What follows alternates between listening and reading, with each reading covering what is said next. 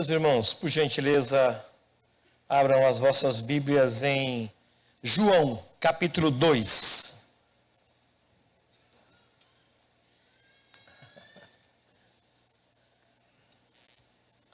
João, capítulo 2, versículo 13. Esse texto, ele é muito interessante, porque ele é narrado duas vezes.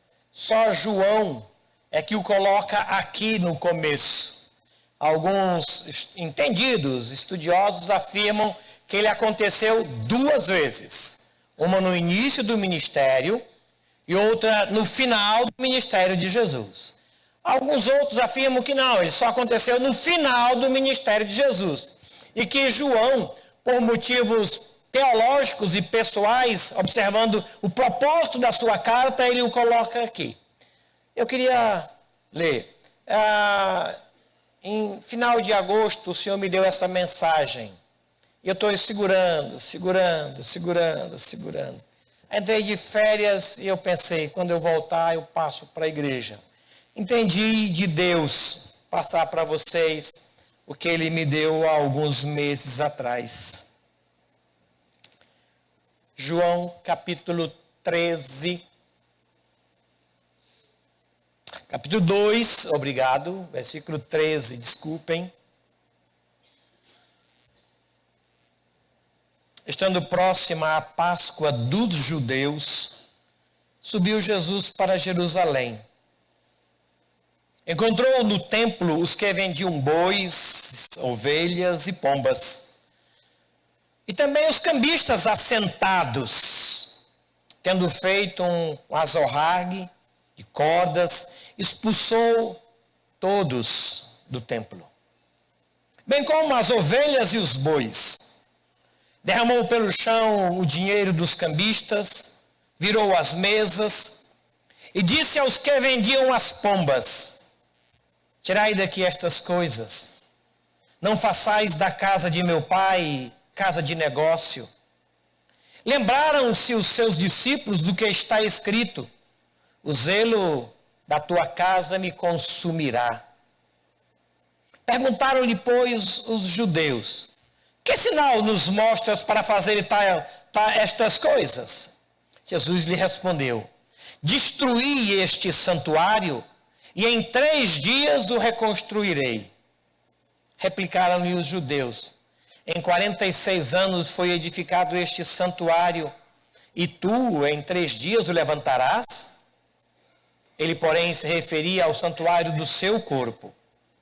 Quando, pois, Jesus ressuscitou dentre os mortos, lembraram-se os seus discípulos de que ele lhe dissera isto, e creram na Escritura e na palavra de Jesus. Apenas até aqui. Agradeço os irmãos que estão conosco, que estão cultuando Jesus aqui, os que cultuam Jesus pela internet, os que nos visitam. Muito obrigado. Entramos no mês de dezembro. Eu queria pensar um pouquinho sobre este aspecto de preparar a igreja para o Natal de Jesus. A ideia é que algumas coisas que nós trazemos para dentro de casa, ou mesmo para a igreja, tem pouco ou quase nada a ver com o Natal. Isso me incomoda. Não me incomoda tanto quanto a celebração da Páscoa. Não tem nada na minha vida que me incomode mais do que a aproximação da Páscoa e a forma como nós comemoramos a Páscoa. A Páscoa não é nossa, a Páscoa é dos judeus, diz aqui. Mas nós vamos comemorar lembrando do Cordeiro de Deus que tirou o pecado do mundo. Ele que é o centro da Páscoa, ele que é o centro do Natal, ele que é o centro da nossa vida. Uma mulher chegou para esse Jesus e disse assim: os nossos pais adoraram a Deus neste monte. Vocês chegaram com uma novidade dizendo que é em Jerusalém. Aonde que é que se deve adorar? Aí Jesus foi sábio, como sempre, e ele respondeu para aquela mulher que o problema não é o lugar onde o adorador vai adorar. não é o lugar. No Antigo Testamento havia um lugar para a adoração, havia um lugar para o sacrifício, havia um lugar para o louvor, mas isso passou. Hoje todo lugar é lugar, qualquer razão é motivo de adoração. Nós compreendemos isso. Todo lugar é próprio para adorar. Mas quando se fala de culto público, aí a história é outra. Aí muda de figura, como diz. O culto público tem um lugar certo. O culto público tem o tempo certo. O culto público tem o jeito certo. O culto público tem o povo certo. Ou então não é culto a Deus, é qualquer outra coisa. Mas não é culto a Ele. Ele ditou as regras para receber o culto. E Ele disse que todo culto só é recebido por Ele se for apresentado a Ele por meio de Jesus. Ou é por meio de Jesus ou não é culto. Ou é por meio de Jesus ou Ele não recebe. Ele é o caminho para o Pai. Toda e qualquer oração, petição é recebida por Deus se ela é feita por meio de Jesus. Todo louvor apresentado a Deus, ele é recebido se for feito por meio de Jesus. O único caminho, não há outro, o único caminho para agradar ao Senhor é por meio de Jesus. Nada do que eu apresente, por mais bem ensaiado que seja, merece a sua atenção. Mas o que o Senhor Jesus fez na cruz é satisfatório.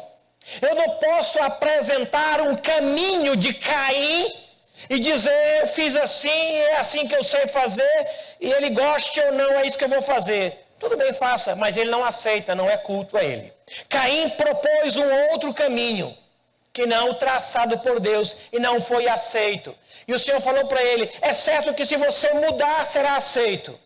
Não é o que eu vou apresentar, não, é o que eu vou apresentar por meio de Jesus. Chegando das férias, eu experimentei duas situações bem interessantes. A primeira delas, no primeiro período das férias, eu cheguei e a casa estava maravilhosa, toda muito bem pintada. Mas tinha algumas coisas fora do lugar, que nós deixamos fora do lugar para facilitar o Felipe de pintar. Tiramos os quadros, retiramos algumas coisas da parede e colocamos em cima da cama, em cima das mesas. Estava assim, bem desarrumado, fora do lugar. A casa estava pintada, bem pintada, mas as coisas estavam fora do lugar. Fizemos uma faxina e colocamos tudo de volta no lugar como antes. A segunda parte das nossas férias, quando nós retornamos, tudo estava onde nós deixamos. Tudo. Só que havia poeira, que não tinha na primeira vez. O Felipe pinta a casa e limpa. Viu? Quem precisar de um pintor, ele pinta e limpa. Ele pinta e deixa prontinho, a ponto de você nem perceber que a casa ficou vazia por uma semana. Quando o Senhor Jesus Cristo chega na casa do Pai, ele encontra muita coisa diferente que não era para estar ali. Coisas estranhas para o lugar, coisas estranhas para a adoração, coisas estranhas para o culto, e ele faz a faxina. Ele não chama ninguém, ele não avisa para ninguém, ele não traz a palavra para mostrar que aquilo estava no lugar errado. Não. Ele viu as coisas erradas, as coisas fora do lugar, e ele então começa a faxina.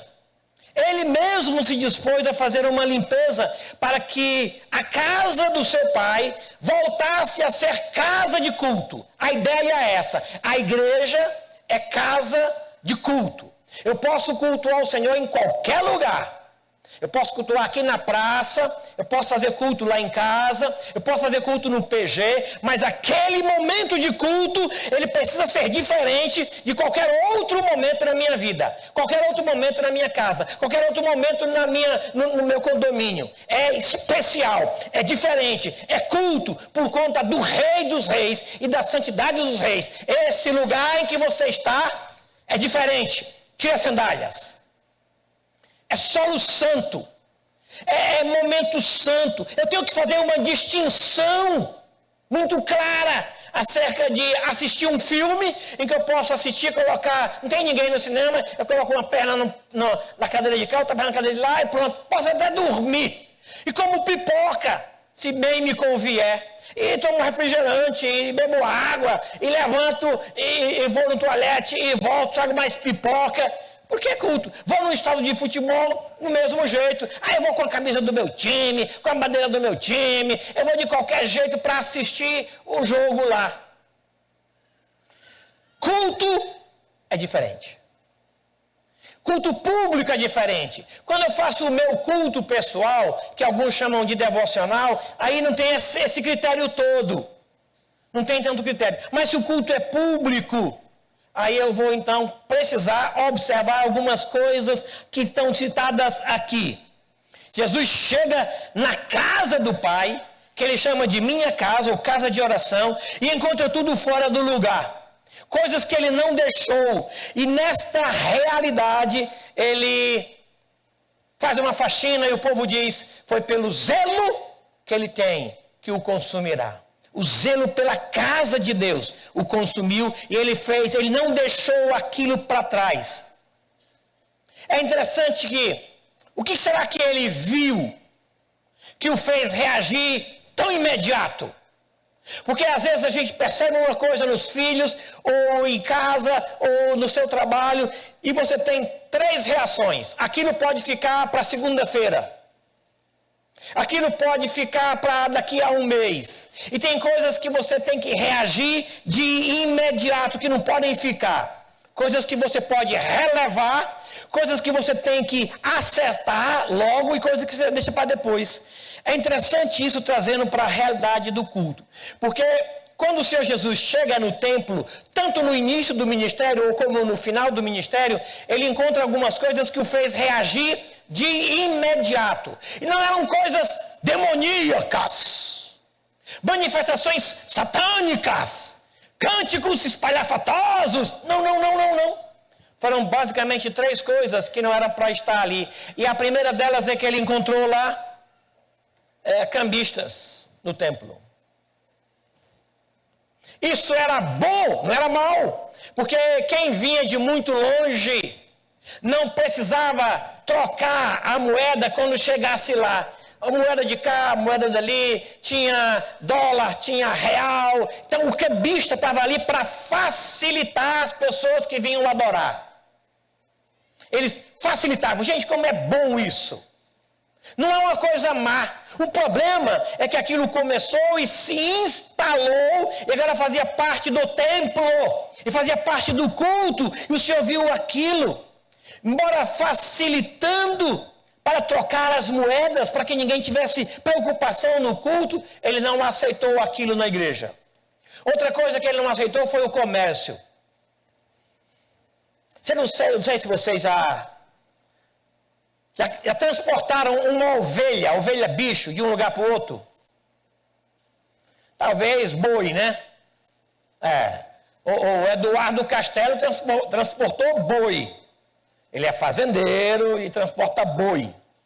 Mas eu acredito que ele nunca o trouxe para a igreja. Gente, eu gosto tanto desse boi. Eu vou levar esse boi para o culto. Eu quero muito que esse boi seja abençoado. Eu dei a ele um nome bíblico. Eu chamo esse boi de Josué. Pronto, olha só, que nome bonito. Eu chamo de Rebeca, que é uma vaca, e trago para cá para ela aprender de... Não, ele nunca fez isso. Seria profundamente estranho isso. Embora eu ache que nós estamos caminhando para isso, tá? Fecha parênteses. Você não precisava carregar o boi. Lá na igreja tem. Mas eu não consigo comprar um boi, eu vou comprar uma ovelha, mas na igreja tem. Mas a minha família é muito pobre, o terreno foi pequeno, lá também tem pombo. Então eu preciso levar só o quê? Só dinheiro. Lá eu troco a minha moeda, lá eu compro o boi. Aquele povo estava ali para facilitar o culto. Ninguém tinha que sair de casa com 12 filhos, a esposa, servos, e tocar o boi para sacrificar lá no templo. Não precisa disso, lá tem. Olha que praticidade. Vamos vender Bíblia aqui. Não precisa mais trazer a sua Bíblia não. Para que trazer Bíblia? Você compra aqui. Ou então, você compra aqui e deixa aqui mesmo. Pronto, acabou-se. Tem que estar carregando Bíblia. A minha, então, é o tamanho dela. Um peso absurdo. Então deixa aqui. A ideia era facilitar e o comércio começou a se instalar ali, visando isso. Ninguém mais tem que transportar boi, ovelha, nem carregar pombo, vai ter lá na igreja.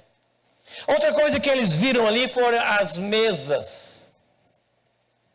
Isso quer dizer que começou pequeno. Ninguém falou nada, ninguém reclamou nada. Agora os cambistas estão assentados. Eles têm uma logística toda montada para servir o povo de Deus, para facilitar o culto do povo de Deus. Pode até ser que eles não cultuem, mas estão facilitando as coisas. Eles se instalaram lá. Cuidado com as raposinhas, disse Salomão. As raposinhas que devastam os vinhedos. Chegam pequenininha, bonitinha, você faz um carinhozinho nela, faz um cafuné e deixa ela ali. Daqui a pouco ela é grande, destrói aquilo que você constrói.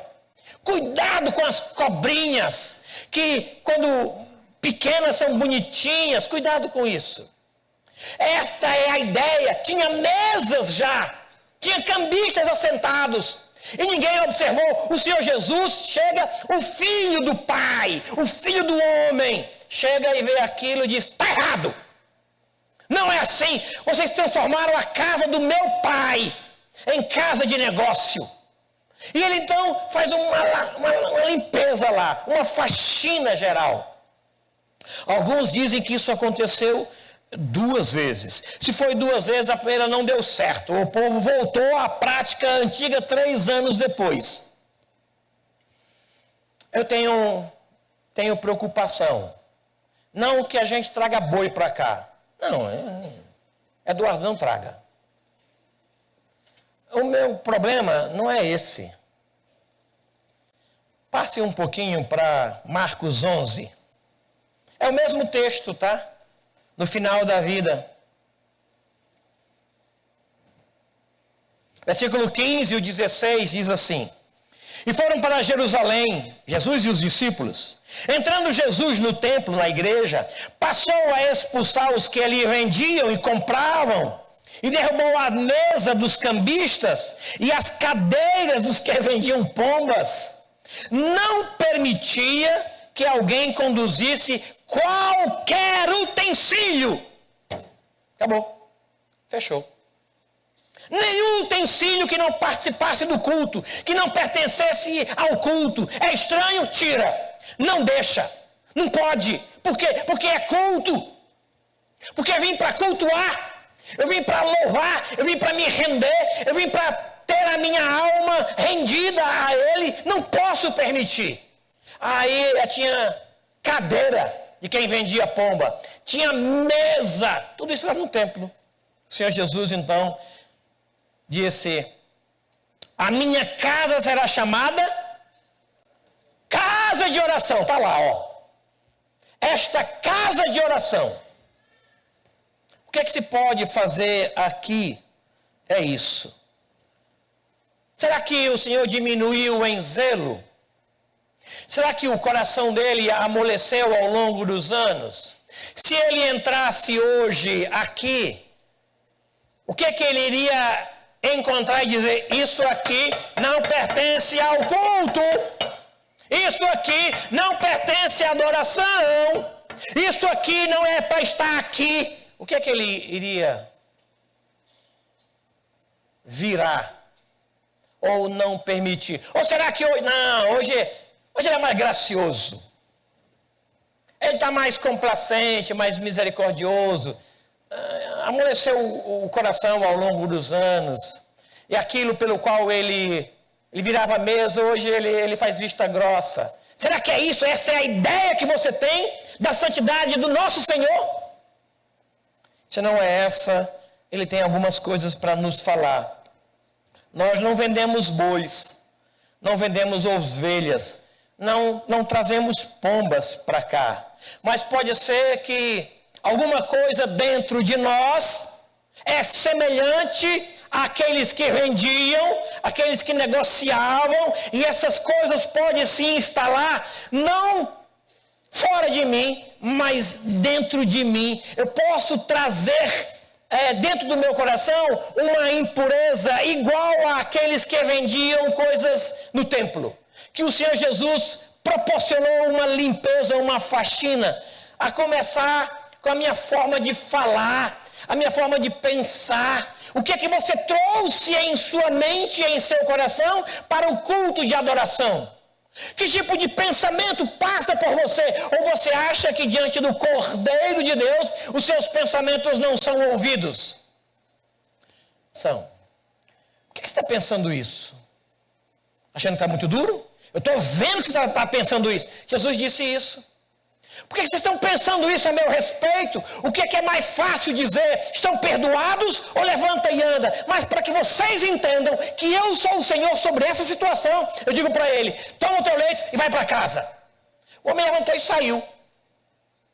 Ele lê pensamentos, por isso o nosso critério, a régua foi colocada muito alta. Vender bois é relativamente fácil tirar daqui. O grande problema está dentro de nós, nos nossos pensamentos e sentimentos para o culto ao Senhor. O irmão do pródigo chega para o pai do pródigo, na casa do pai do pródigo, e fala mal do pai do pródigo e mal do pródigo. Esse teu filho gastou os teus bens vivendo dissolutamente. Na casa do pai, olha a coragem desse doido. Na casa do pai, ele fala do irmão do pai. Como assim? Eu quero chamá-los a um critério de santidade nos nossos pensamentos, principalmente para o culto público. Especialmente para o culto público. Porque o Senhor não terá inocente quem julgar assim. Senhor, me ajuda a trazer cativo a Ti o meu pensamento. Quero trazer cativo ao Senhor, debaixo dos Teus pés, os meus sentimentos no momento do culto. Não vou falar mal do irmão, muito embora eu não concorde com aquilo que ele está fazendo, com aquilo que ele está falando, mas trabalhe a minha mente para que eu e o Senhor estejamos em retidão, principalmente no momento do culto. Porque é diferente. Porque é especial. Porque não é igual ao condomínio. Uma reunião de condomínio que eu participei, um dia desse lá, um casal levantou, brigando, saiu e foi embora. Aí alguém falou assim, que bom que eles saíram, que povo chato. É provável que a gente não fale isso, mas que a gente pense, que bom que aquele chato não veio hoje. Que bom que não é aquele chato que está pregando hoje. Que bom que aquele irmão chato não pediu carona. É provável que a gente não fale, mas que a gente pense. E o Senhor vai ouvir o pensamento. O grande problema é esse, Ele vai ouvir. Ele vai escutar. Hoje tem ceia. É mais sério ainda. Examine-se, pois, o homem a si mesmo. É sério isso. Examine o seu pensamento. Lembra de Davi? Sonda-me, ó Deus, e prova o meu coração. Vê se há em mim algum caminho mau e guia-me pelo caminho eterno. Sonda-me, vê os meus pensamentos, prova-me. Hoje é o dia de fazermos isso. Se alguém trouxer a sua oferta e perceber que tem uma mágoa com o irmão, deixa a oferta, resolve e faz a oferta. Porque senão a sua oferta não tem sentido, não tem valor, não é bênção. É sério isso, gente. Isso é sério. A porta é realmente apertada. É apertada e o caminho que segue-se a essa porta é estreito, mas conduz ao céu. O caminho de Caim não, é aberto, tranquilo. Cuidado com o seu linguajar, cuidado com os seus pensamentos, cuidado com o que você fala. Tiago 4,11 diz assim, não faleis mal uns dos outros, principalmente do irmão na casa do pai. Quem é você que julga o irmão? Cuidado. O mesmo peso nós passaremos por ele. Outra atitude nossa, semelhante àquela, é a nossa vestimenta. Isso eu falo, estamos aproximando da época mais quente do ano. Eu sei que todos vocês têm noção do que é roupa de praia. Conhece roupa de praia? Roupa de shopping, conhece roupa de shopping? Roupa de praça, conhece roupa de praça? E tem a roupa de culto.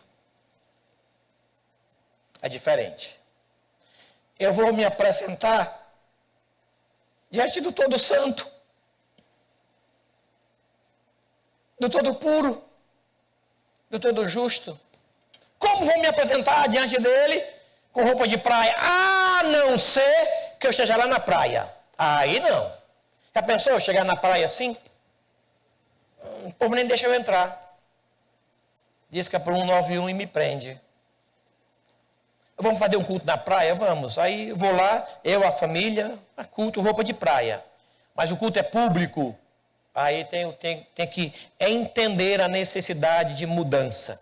Porque Deus é zeloso, Ele continua zeloso. Cuidado com isso. Tenho dificuldade de homens que vêm dirigir culto com bermuda. E essa palavra, não é porque eu sou cearense, sou de um lugar muito quente, gente, muito quente. Mas eu acho que não fica bem, aquilo agride. Aquilo agride. Põe uma calça, qual é o problema? É 2 horas só.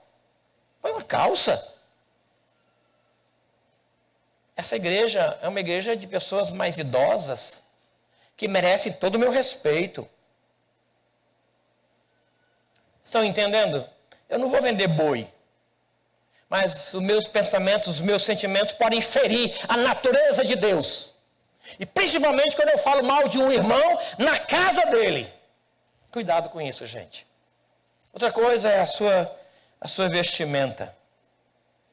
O culto requer uma postura diferente, que se reflete na minha roupa. Terceiro,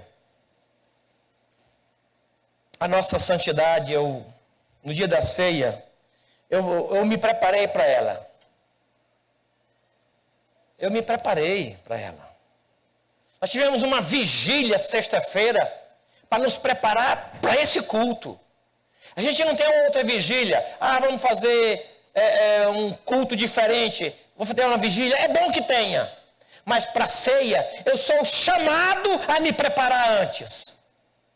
Eu sou chamado a observar que eu não posso participar dela de qualquer forma, de forma indignamente, porque assim fazendo, eu serei réu do corpo dele. Isso eu não quero.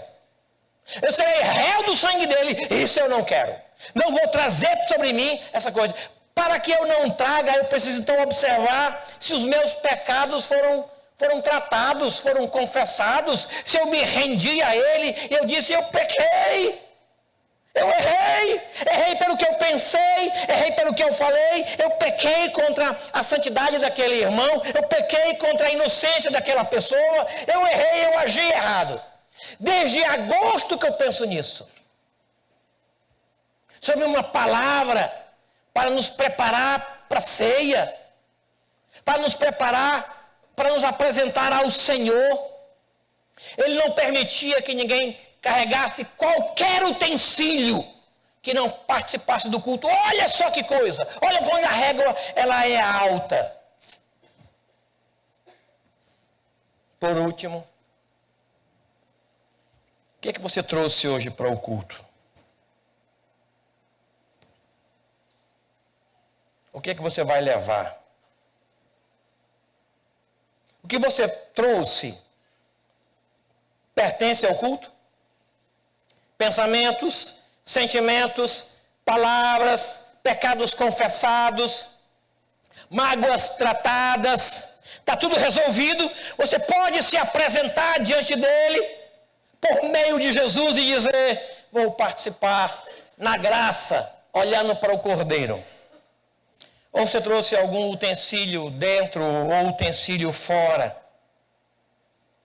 Às vezes, o lugar do culto ao Senhor é a oportunidade para eu devolver algo para o Alexandre. Aquela panela que eu peguei dele. Aproveita o culto e levo. Já fez isso? Eu vou encontrar com o Alexandre lá no culto. Por que eu vou na casa dele? Aproveita o culto e levo. Aí o culto se presta, inclusive, para devolver aquilo que eu peguei emprestado. Aquele livro que eu peguei, aquele débito que eu tenho com ele, eu pago lá na igreja. Não estou sendo radical, mas tome cuidado com isso. Tome cuidado. Eu queria convidar você para prestar um culto ao Senhor, onde você vai vir limpo e sem nenhum utensílio. Porque ele não permitia que ninguém conduzisse qualquer utensílio que não participasse do culto, que não pertencesse ao culto. A ideia é de se render a ele. Amanhã eu devolvo, amanhã eu lhe pago, amanhã eu recebo, amanhã eu trago, mas hoje, não. Hoje é o dia do culto ao Senhor. Eu vou prestar um culto ao Todo-Poderoso. Vou sondar a minha mente. Vou ver os meus sentimentos. Vou ver o que eu trouxe no coração. Porque Ele vai ouvir o meu pensamento. Ele conhece o meu coração. Sonda-me, ó Deus. Prova-me, ó Deus. Eu queria convidar você para esse momento se render a Ele e oferecer a Ele um culto digno dele por meio de Jesus. Porque Ele te conhece, Ele me conhece, e essa aqui é a casa de oração, é a casa de adoração. O culto é a casa de adoração. É o momento em que eu vou me render a Ele e prestar a Ele um culto digno da sua pessoa por meio de Jesus. Davi fala isso no Salmo 139. Ele termina o Salmo dizendo: sonda-me, ó Deus, conhece o meu coração, prova-me, conhece os meus pensamentos, vê se há em mim algum caminho mau e guia-me pelo caminho eterno. Sonda-me, anda comigo, veja o que eu tenho pensado, ou o que eu trouxe como pensamento aqui para o culto, em que eu vou participar de elementos que falam do teu corpo e do teu sangue. Prova-me, vê os meus pensamentos e sentimentos. O que está no meu coração? Que tipo de mágoa eu trouxe não tratada? Que pecado eu estou acumulando e que eu não resolvi? Que mau juízo eu fiz? Sonda-me. Curve sua cabeça, por gentileza. 21. Por favor. Vamos começar dezembro santos como Ele quer. Santos porque Ele é. Temos o Seu Espírito que nos ajuda nisso. Temos o Espírito que nos auxilia nisso.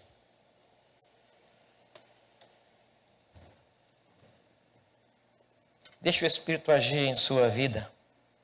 Sonda-me, ó Deus, e conhece o meu coração. Prova-me. Conhece os meus pensamentos. Vê se há em mim algum caminho mau, algum pecado escondido, alguma mágoa não tratada. Vê se há em mim algum sentimento não digno. Perdoa-me e guia-me pelo caminho eterno. Não permitia que alguém conduzisse qualquer utensílio pelo templo. E a ensinava dizendo: não está escrito? A minha casa será chamada casa de oração. Não podemos transformá-la em casa de negócios. Nosso linguajar, nosso vestir, o nosso zelo pelo que é santo e aquilo que nós trouxemos. Quero convidar você para pensar nisso. Se ele entrasse hoje aqui, o que ele não aceitaria aqui? O que tem aqui que não o agrada? Quer seja físico, emocional ou espiritual. Porque nós estamos diante do Deus Todo-Poderoso para cultuá-lo.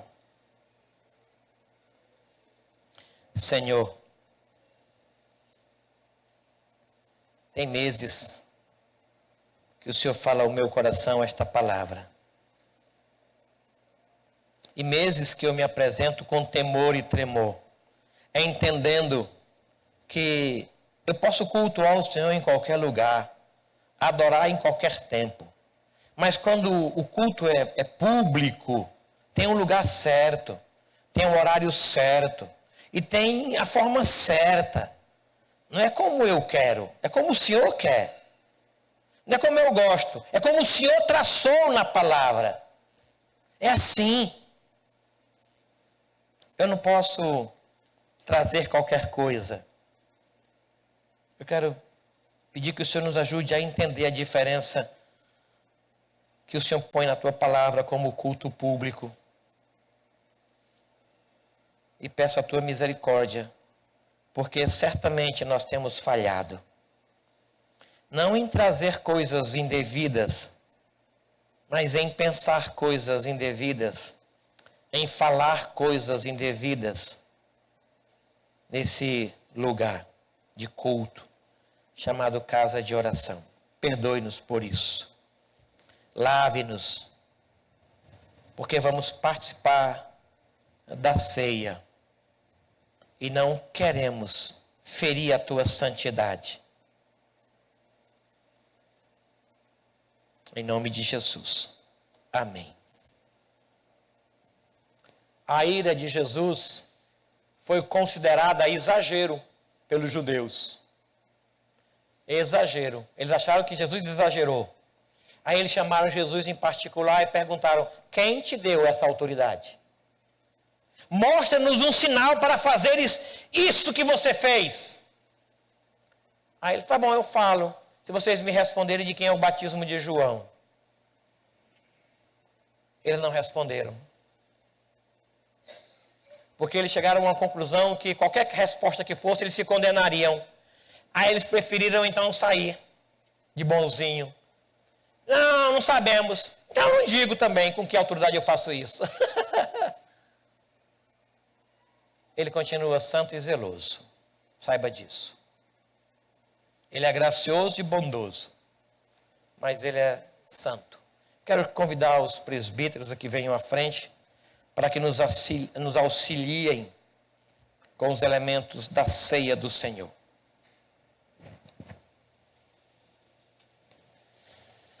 Esqueci de virar.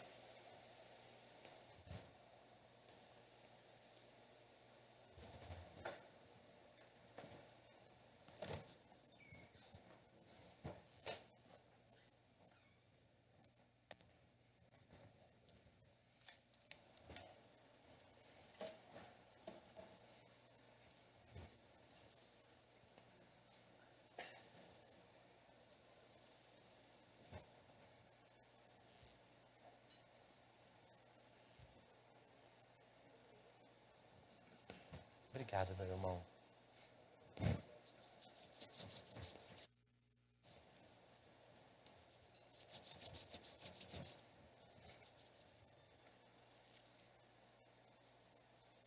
Dando rápidas explicações sobre o que nós iremos fazer agora, nós chamamos de Santa Ceia. Porque o Senhor Jesus, na noite em que ele foi traído, naquela noite, ele substituiu a Páscoa dos judeus pela ceia do seu corpo. Nós não comemoramos a Páscoa mais porque é festa dos judeus. Nós lembramos disso, nós somos gratos, somos agradecidos porque o cordeiro foi imolado. A gente lembra disso aí, nós amamos o Senhor por isso. Mas não é a nossa festa. A nossa festa é essa aqui, ó. Nós lembramos do Cordeiro, o corpo dele e o sangue dele. Não matamos mais cordeiros. Não, não há necessidade, porque o Cordeiro foi morto de uma vez por todas. Nós cremos nisso. Não há necessidade de sacrifício para pagar pecado. Não. Se confessarmos nossos pecados, Ele é fiel e justo para nos perdoar. E quando o pecado for grande? E quando o pecado tiver um peso enorme? Também. Tem que orar quantas vezes por um pecado? Depende do pecado. Ó, se for um pecado pequeno, 2 vezes. Agora, se for um pecado grande, 8 vezes. Se for um pecado enorme, você leva a semana todinha confessando, ajoelhado no milho. Não, gente. O sacrifício está feito. Se confessarmos nossos pecados, Ele é fiel e justo para nos perdoar e nos purificar. É por isso que nesse momento, Paulo escreve uma carta e fala: examine-se, cada um de vocês se examine. Eu não vou examinar o Guedes, não. Nem a esposa do Guedes vai examinar, não. Vou ver se ele vai ter coragem de comer. Não, ela vai examinar ela mesma. Ela vai olhar para ela, para dentro de si. O que ela trouxe para o culto de hoje? No pensamento, no sentimento. É isso que ela vai fazer. E o Guedes vai fazer com ele também. Simples assim. Examine-se cada um a si mesmo. Ao examinar, levante e vá para casa. Não. Não. Ao examinar, participe do pão. Ele quer dizer que a análise que você fez, ou a autoanálise, te levou a confessar. Então você, sim, Senhor, eu pequei. Foi mal. O Senhor sabe que foi mal, eu sei disso, me perdoa. Ai, lava meu coração. E a palavra diz que está perdoado. Aí você diz: obrigado, Senhor, o Senhor me liberou para participar. Eu vou trabalhar minha mente aqui para não pecar. Vou trabalhar o meu pensamento, o meu sentimento para não pecar. É isso aí, ó. É bom que é uma vez por mês. Já pensou se fosse uma vez por ano? Peso enorme. O culto tinha que demorar pelo menos 3 semanas. 3 semanas você confessando e um dia para participar. Mas não, todo mês a gente pode fazer isso. Você não precisa esperar a ceia para confessar pecados. Não, Tem um pastor amigo meu, ele tinha uma cadernetinha no bolso e uma caneta. Notava o pecado, em casa eu trato. Às vezes não dá para você fazer isso onde você está. Ele notava. Eu pequei. Ele tratava disso. Josué, fica comigo aqui.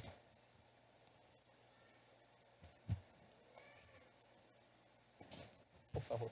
Vamos dar graças pelo pão. Olha o que o Senhor Jesus diz aqui em Marcos 14. E enquanto comiam, tomou Jesus um pão e, abençoando-o, o partiu e lhes deu, dizendo: tomai, isso é o meu corpo. Não podia ser mais perfeito, não podia ser mais bonito, não podia ser mais simples. Estavam comemorando a ceia. Tinha pão, tinha cordeiro. Era a ceia que estavam comemorando. Lembra que ele falou: olha, vão lá à minha frente e preparem um cenáculo para a ceia. Lembram da Páscoa? Lembram disso? Aí foi lá João Marcos, parece que é João Marcos, escreveu esse texto. Foi lá. Encontrou um cenáculo. Onde é que eu vou preparar? Isso ali, ó. E foi lá e preparou. Com o Senhor Jesus chega com os outros discípulos, estava tudo pronto para a Páscoa. No meio da Páscoa, ele institui a ceia.